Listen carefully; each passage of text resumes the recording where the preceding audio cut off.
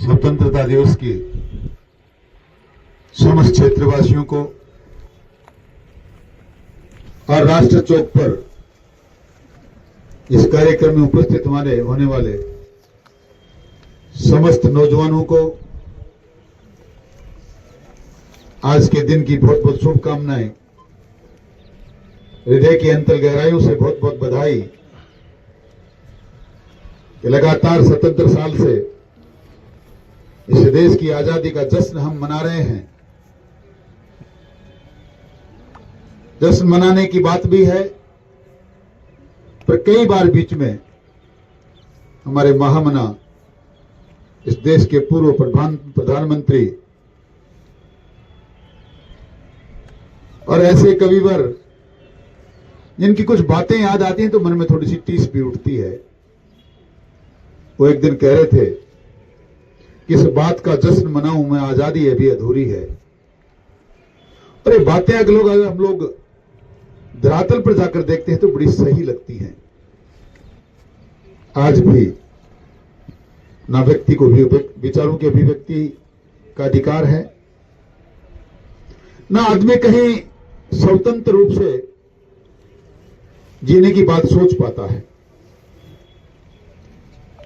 स्वतंत्र साल के आजाद हिंदुस्तान में आज भी जिस प्रांत के हम वासी हैं वो प्रांत महिलाओं के साथ होने वाले बलात्कार में नंबर 1 है। भ्रष्टाचार व्यभिचार चारों तरफ समाज में व्याप्त है। और मैं कहीं दूर जाकर किसी और की चर्चा करूं इससे पहले जहां के हम लोग रहने वाले हैं वो उदयपुरवाड़ी, मुझे जहां तक समझ में आता है कि इस भ्रष्टाचार में, अत्याचार में, बलात्कार में राजस्थान में नंबर 1 है। इस बात की आजादी मनाएं। क्षेत्र में जिनके हाथों में कमान सौंपी जाती है उनके घरों में, सरकारी बंगलों में सुरक्षा प्रहरियों के रहते हुए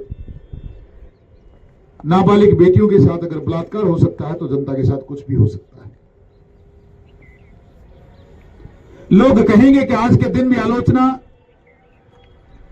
पर मैं आप ही नौजवानों से जानना चाहता हूं तो मैं फिर अपने विचार कब सुनाऊं और किसके पास लेकर जाऊं। और इन बातों को याद करना इसलिए भी जरूरी है कि आप लोग उस कविता को सुनो पूरी को। ये सारे ही विचार महामना कबीर देश सम्राट के दिल में आए होंगे। ऐसी समस्याएं उन्होंने देश में देखी होंगी और देखने इसलिए भी चाहिए। गाहे बगाए हम कहते हैं, हम भगत सिंह के वंशज हैं, चंद्रशेखर आजाद की भावनाओं पर चलने वाले हैं, राम प्रसाद बिस्मिल और अशफाकुल्लाह खान के विचारों को आत्मसात कर देश को स्वतंत्रता से आगे कहीं ले जाना चाहते हैं, स्वतंत्रता को कायम रखना चाहते हैं। तो मित्रों एक बात याद रखना, इमारत को बुलंद करना चाहते हो, भवन को बहुत सुंदर बनाना चाहते हो तो नींव मजबूत करनी ही पड़ेगी, वरना वो भवन टिक नहीं पाएगा। नींव कमजोर है अभी तक। अभी भी लोग उन्हीं बातों में जाति पाति धर्म और मजहब के विचार में उलझे पड़े हैं। प्रजातंत्र के प्रहरी बनने का दंभ भरने वाले आज भी मात्र छोटी छोटी बातों पर अपनी भावनाओं को व्यक्त कर देते हैं और बड़े शॉर्टकट रास्ते से लोग आगे निकलकर पहुंचना चाहते हैं। अगर यही हमारे शहीदों ने सोचा होता, यही 25-25 साल के नौजवान भगत सिंह और चंद्रशेखर आजाद ने, शेर सिंह राणा ने, रोशन सिंह ने सोचा होता तो हमारी उम्र में तो बलिदान देकर देश की मां भारती पर कुर्बान होकर चले गए। आप में से कई नौजवान ऐसे हैं जिनसे उनकी उम्र कम थी। सोचो 13-13, 14-14, 15-15 साल के नौजवानों ने क्या पढ़ा होगा, क्या सीखा होगा, कितने दम्भ सहे होंगे कि वो अपने आप अपने प्राणों को न्यौछावर करके भी मां भारती की आजादी का सपना देखने लग गए। हमें बस उनके द्वारा दी गई इस आजादी को कायम रखने का सपना देखना है। ये मैं आपसे निवेदन करना चाहता हूं। आओ इस बात की शपथ लें कि अब इस प्रकार के बलात्कार, व्यभिचार, भ्रष्टाचार को हमारी उदयपुरवाड़ी नहीं सहेगी। 77 साल तो निकल गए, आने वाला साल फिर ऐसा हो कि हम दम भर के कह सकें ऐसा राजस्थान में राज है, इस उदयपुरवाटी में शांति है, सौहार्द है, भाईचारा है। कोशिश करें फिर एक बार भाईचारा कायम हो, रामराज की स्थापना हो। वो लोग जो हंसते हंसते अपने प्राणों को न्यौछावर करके चले गए, उनके चेहरों पर भगवान के यहां कहीं थोड़ी सी भी मुस्कुराहट हम दे पाए, उनकी आत्मा को कि थोड़ा सा भी संतुष्ट कर पाए कि हम इस 77 साल बाद भी आपकी पीढ़ी के लोगों ने ईमानदारी से काम करने का परिचय देने की थोड़ी सी कोशिश भर की है, तो मैं समझूंगा कि हमारी आजादी बिल्कुल सफल है।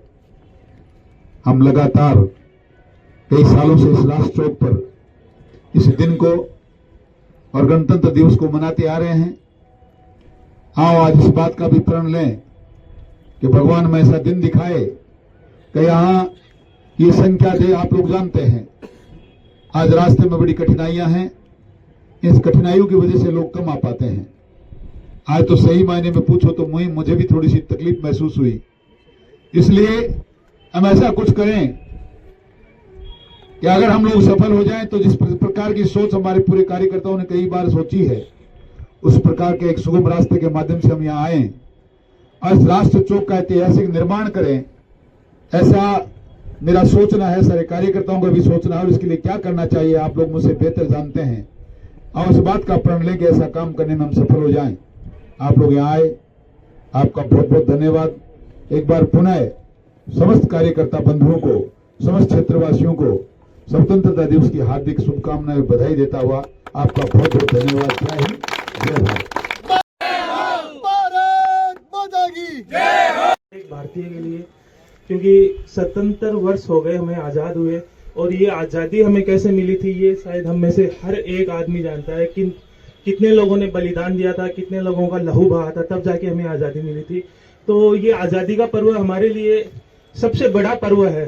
हमारी जिंदगी में आज के दिन से बड़ी खुशी कभी नहीं हो सकती, क्योंकि आज हम जो खुली आसमान में जो सांस ले रहे हैं, खुले आम घूम रहे हैं, वो उन बलिदानों की वजह से घूम रहे हैं जिन्होंने न जाने कितने लोगों ने अपने बच्चों को, अपने घरों को, अपने माँ को, अपने बाप को छोड़ा था और हमें आजादी दिलाई थी। तो आज बाकी सारी बातें फिजूल है। मेरे हिसाब से हमें सिर्फ उनको नमन करना चाहिए जिनकी वजह से आज हम यहाँ पे आजादी का जश्न मना रहे हैं, क्योंकि उनकी वजह से ही आज देश 77 सालों में कहां से कहां पहुंचा है। आज हम विश्व की तीसरी सबसे बड़ी अर्थव्यवस्था बनने जा रहे हैं।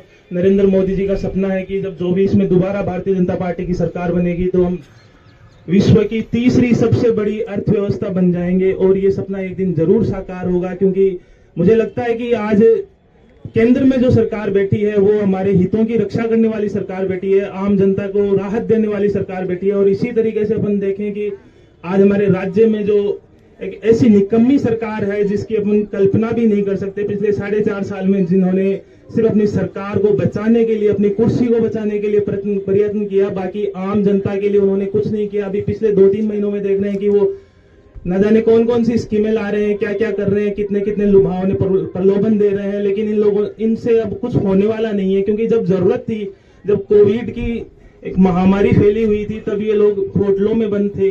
उस वक्त जब एक आदमी से नहीं मिल पा रहा था, तब एक सरकार ही एक ऐसी उम्मीद थी कि जो आम लोगों की बातें सुने, उनके दर्द को देखे, उनका सॉल्यूशन करे। लेकिन उस वक्त इन लोगों को कोई परवाह नहीं थी कि जनता, इनको सिर्फ अपनी कुर्सी बचानी थी, जनता जाए बाहर में। तो उन सारी बातों को ध्यान में रखते हुए हमें आने वाले जो विधानसभा के हमारे चुनाव हैं, अभी दिसंबर में लगभग अपने चुनाव हो जाएंगे, तो हमें ऐसी सरकार नहीं चाहिए। हमें एक ऐसी सरकार चाहिए जो हमारे हितों की रक्षा करे, हमारे भविष्य को संवारे, हमारे आने वाले कल को, हमारे बच्चों को, हमारे साथियों को, सबको एक ऐसी आगे 5 साल दें जो हमें आगे बढ़ाने में मदद करे। तो मैं चाहूंगा कि हमें आगे ध्यान रख के हर चीज को सोच समझ के आने वाले समय में जब 26 जनवरी आएगी, दोबारा हम यहाँ पे इकट्ठे होंगे, नई सरकार बन जाएगी राजस्थान में, और उसके बाद में 2024 में केंद्र के चुनाव होंगे। तो मैं समझता हूं कि आने वाली 26 जनवरी को जब हम यहाँ इकट्ठे होंगे तो हमारे मन मुताबिक हम ऐसी सरकार के साथ आएंगे कि जो हमें लगेगी कि हमारी बातें सुनेगी। आज उदयपुरवाटी का विकास थम सा गया। उदयपुरवाटी मेरे हिसाब से उदयपुर वाटी का जितना नुकसान अब की बार हुआ है ना, आज तक उदयपुर वाटी का निर्माण होने के बाद में कभी नहीं हुआ होगा। आज हम कहां से कहां आ गए। उदयपुर वाटी एक बहुत बड़ा क्षेत्र था, लेकिन आज उदयपुर वाटी सिमट के रह गया है। एक 15 गांव का गांव शहर रह गया है, उपखंड जाने की स्थिति में आ गया है। तो हम सब लोगों को एक होकर हमें सही को चुनना है, अच्छे को चुनना है और आजादी के सही महत्व को समझना है। इसी के साथ में मेरे शब्दों को विराम देता हूं। भारत माता की।